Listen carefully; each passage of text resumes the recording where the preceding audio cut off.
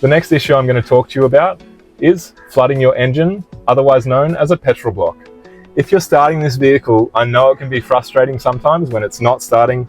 You're turning the key, you're opening the throttle, it's not starting. So what you sometimes start to do if you're a new driver is you actually really open that throttle. So you turn and then you go, yeah, try to open it too much. It doesn't start like that. As we've said before, you have to open that millimeter by millimeter. So if I open that again, if I try to do that really slowly, again, I might have even flooded the engine here, so let's see.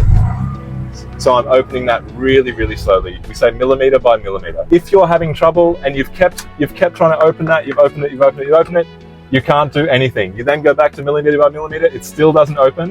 What you've probably done is put a little bit too much oxygen into that fuel line and near the engine. So what you've done is you've flooded it. It's otherwise called as a fuel block. So let's go and check out how to repair that. Come back to the engine. You know how to undo this by now. Come back, you can see we were adjusting the idle before in here, and then behind there's actually a thicker line. So not this one. Please don't grab this one. This one's really difficult to take off. This one behind it. So what you'll do is you'll get your finger wrapped around it, and I'm going to pull to that side. We'll get that wrapped around. Pull. You'll start to see some fuel coming through. Let that through for a few seconds, and then rejoin it. Push that back on.